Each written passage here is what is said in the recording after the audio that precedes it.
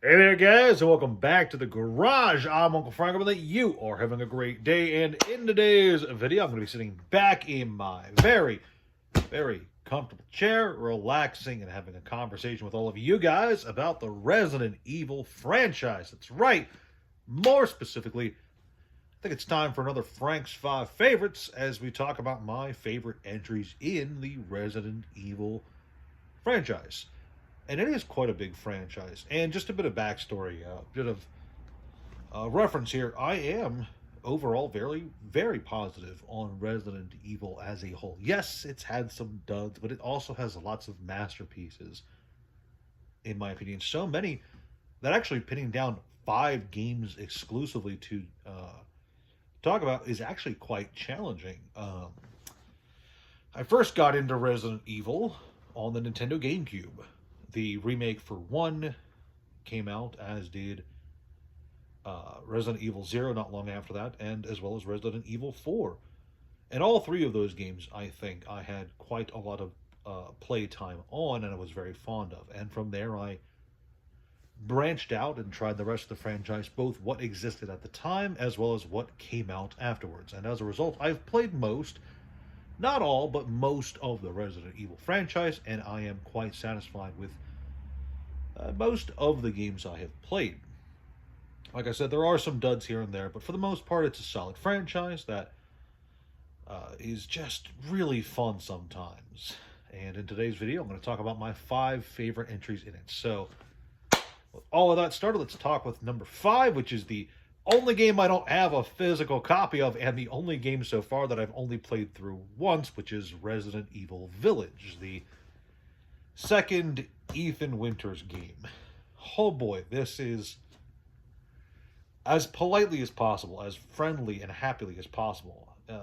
I say this is a good thing. It felt like Resident Evil 4 Part 2. Resident Evil 4 redone. It was based exclusively on just one playthrough experience. It's a very fun, very memorable game with a very nice layout that reminded me really strongly of why I loved Resident Evil 4 so much.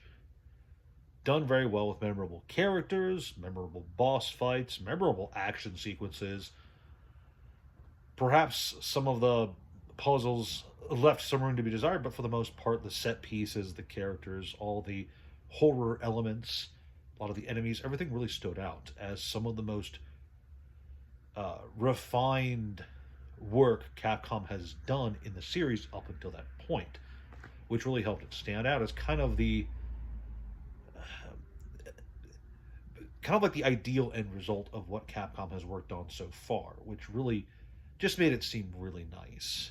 Now, Ethan Winters himself is a main character. A bit of the plot elements are kind of weird. Again, some of the puzzles are kind of But for the most part, it's a really good game, and I do at some point hope to actually go around and play more of it. I just, busy adult life, I only have so much time for gaming, and I only have so much time to play one game over and over again. So the rest of this list will be full of games that I had way more time years ago to play through more.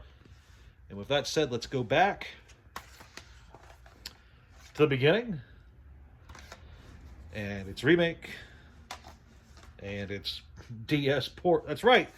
Game number 4 on the list is the original Resident Evil, the game that started it all, the Chris and Jill Spooky Haunted Mansion extravaganza with all of the classics. Stars, the Scooby-Doo split-ups, the janky puzzles, the eerie atmosphere, the tyrant, the giant spider boss. I'm a huge fan of this game. Like I said earlier in the video, I had started out with the franchise on the GameCube, so of course this was one of the first games in the series I played. I don't think it was the first. It was either this or 4, if I'm being completely honest. I don't recall which one it is, but the point is, over the years I have played this game extensively, back to back, multiple difficulties, and of course I have played the remake first, but then I did go around to playing the original, and even the Deadly Silence port, which is I would go as far as to say is this is the best version, honestly. It doesn't have Lisa Trevor. It doesn't have any of the remake quality of life changes and different puzzles. But as far as like the original version goes, this one's just the best. I don't know. Do I like Deadly Silence or the remake more? It's hard to say. But overall, insofar as I'm concerned, this is all just different iterations of one game that really started it all. It started the survival horror franchise off and on a strong, strong first foot. And man, there's so much in this game that just sticks out. A lot of the puzzles are super memorable, even today. Most of the bosses are pretty much iconic entries in the series. And yeah, there's the big tyrant fight at the end. That just... It's all so great, you know? But I can only gush about it for so long. Let's move on. With entry number 3, which I don't think anyone's surprised to see this on the list. It's Resident Evil 4. And I suppose technically the Resident Evil 4 remake. This game is... I think this is the first video game I played that everybody I knew played. Yes, I had played Ocarina of Time, and a lot of people were fond of it. Yes, I had played Super Mario 64. A lot of people talk about that. But it felt like with Resident Evil 4, everybody knew about this game. Everybody I knew played this game. It was a cult classic. It was a smash hit. This and then Halo 2. Halo 2 was everywhere for a while. And this is another game, like, I'm going to say it as many times as it needs to be said. A lot of the early Resident Evil titles just have so much memorable stuff about them. And 4 is no different. The initial village sequence where you're fighting off all the villagers and then you got to fight off Dr. Salvador with the crazy chainsaw. That's a really fun sequence. It's a great start to what is, in my opinion, still one of the best designed levels in gaming history. You know, all the cool stuff in the castle sequence as you fight the Garadors, all the crazy cultists with the scythes and the metal masks, the crazy puzzles, both as Leon and as Ashley for her brief segment. All the bosses are really cool, especially Jack Krauser. Yeah, there's some dated parts to the game. The quick time events are really kind of cringy and lame these days. Some of the early 2000s action dialogue is dated, but it also has its own charm to it, if I'm being completely honest, to the point where, you know, I don't think I like the remake just as much, because it does still have a lot of the cringy dialogue. It definitely does, but they also cut some of it. No thanks, bro, I think was removed from the remake, which baffles me because that's just such a Leon line. And of course, the quick time events aren't present in the remake, which is obviously a good change, but I think if any modern Resident Evil game needed them, it would have been the RE4 remake. But other than that, great game, almost infinite replayability in my opinion. You can just go through that game so many times and kind of never get bored of just blasting through waves of enemies. It's really fun. But to move on to option game number 2, we have perhaps, I would assume that this is the only controversial entry on the list, which is Resident Evil 0, a game I am disgustingly fond of. Now, this is Frank's 5 favorite games in the series. This is not my opinion of which ones are the best. These are the ones that I like the most, and I am hugely fond of Resident Evil 0, both as a prequel to the original and as a game that stands on its own. It does a lot of stuff differently from other games in the series. It has the tag system with Rebecca and Billy. It has some puzzles and some segments of the game that are wildly different in difficulty depending on which character you send to do a specific task. It gets rid of item boxes in exchange for letting you just kind of drop items and pick them up anywhere on the map. But that makes the game a bit more tedious because you can't store items that you're going to need for long hauls of the game, such as the infamous hook shot that I think, at this point, everyone has voiced their opinion of how awful that item is. But with those minor things and aggravations aside, I think it has, in my opinion, some of the best difficulty for the early Resident Evil, the classic RE titles. I feel like in this game, among all the classic titles, the tank controls are perhaps the most refined, which is very important for a game that relies on tank controls. I like the puzzles, I like the difficulty, I like the tank controls, and I like the two main characters. I suppose it's not a spoiler, the game is like damn near 20 years old now. Older than 20 years, perhaps. But a falsely accused former Marine and a rookie cop with a lot on her plate are forced into a horrible situation where Final Fantasy Leech Man, causes a zombie outbreak. It's a very silly plot, all things considered. This was the part of the weird storyline phase that Resident Evil had going on for a bit, and there's nothing wrong with that. It is a silly story, but as a prequel to the original, it opened up more questions than answers. Like, where did all the leeches go after this game? Why is Rebecca a child, baby, helpless NPC in the first game after going through all these badass moments? And where is Billy at after all this time? And of course, more questions. But overall, I like it a lot. I like the main dynamic of the characters. I enjoy the zap system, as you can jump between the two characters at basically any point in the game. It's just a lot of fun.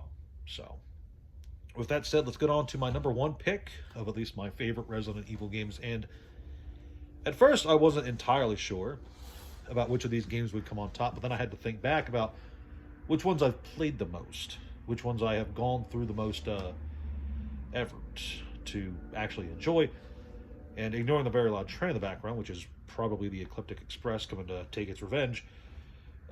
It's Resident Evil 2 for the N64 specifically, because I think there's very few games I've played more than Resident Evil 2 for the N64. I used to put just so much time in this game. I played through all the scenarios. I unlocked all the crazy extra side content. I know all the maps pretty well. I can remember pretty much all the puzzles too. It's very easy to blitz through this game now since I've just gotten so much time under it. And it's just a lot of fun. And there's a reason I have so much time in this game. It's a lot of fun. Once upon a time, most people considered this the pinnacle of the Resident Evil franchise. 2 was seen as like the best game ever, and it's not hard to see why. The improvements on what made Resident Evil 1 great, the expanded scenery, the atmosphere, the NPCs you run across, the really, really fucking cool scenario system where which characters you're playing as will change elements of the story, both for the first playthrough and the second playthrough, which decisions you make in certain parts of the story, how that can change things up and cause a lot of differences in between playthroughs. That is really fun, both in terms of difficulty modifiers you can change, making second playthroughs easier or harder based on decisions made in the first playthrough, or just nice little story tidbit changes that so much effort was put into it. In fact, this is the only one. This is one of the two, I should say, games where I think the original is absolutely better than the remake. This one and Resident Evil 3. I don't think the remake of 2 or 3 are bad games, mind you, but I definitely think the originals are better. The remake for 2 gets rid of a lot of content, especially when it comes to the scenario stuff. There's not as much thought put behind the scenarios for the Resident Evil 2 remake as opposed to the original. And of course, the 3 remake is its own can of worms with all the cut content and stuff. But it's just, like I said, I've played hours and hours and hours of this thing. And I know people like the PS1 version more, but this is the one I grew up with. This is the one that I played the most when I was younger. So obviously, it's the one that I'm most fond of. But an honorable mention goes out to this jank-ass little bastard. This is the Gamecom port of Resident Evil 2. One of only a handful of Gamecom games ever released. And I don't know what the Gamecom is. It in here? It is in here. Hang on one second. I actually have it. Got another box over here next to the chair. This is the Gamecom. Batteries in this thing? I do not have batteries for the Gamecom. If I did, I would show you guys, but this is a handheld note taker / game console by Tiger Electronics. And I just want to mention this here because I don't think I'm going to ever have a chance to actually talk about this piece of crap ever again. It's a handheld console, which means it has Game Boy-esque graphics. Resident Evil 2 is not a Game Boy-esque game, so they had to change a lot of details and compress it down to make a handheld version of Resident Evil 2. It's very unintuitive. It's janky to all hell. I have not beaten this version for, I think, obvious reasons. But I just wanted to point this out, that this does exist. And if you are someone who wants some obscure Resident Evil media, this is out there. It is definitely a thing. But yeah, my favorite Resident Evil of all time is, of course, the OG 2. And it's really just the best of the best, because there are so many Resident Evils that could have made the list. Not Code Veronica, though. Code Veronica definitely could not have made the list. I hate that game. I hate that game so much. But anyway, that's my list. Those are the ones I enjoy the most. Let me know what you guys think. Please leave a like, share, subscribe. I think hype is an option you guys can do now as well. Leave a comment down below if you agree with me or disagree with me on any entries in this list. And of course, check out the Discord, the Patreon, and the TCG Player Store. That's right, I do sell cards from time to time. Anyway, that's all I got for you kiddos today. Thank you so much for watching. Ciao.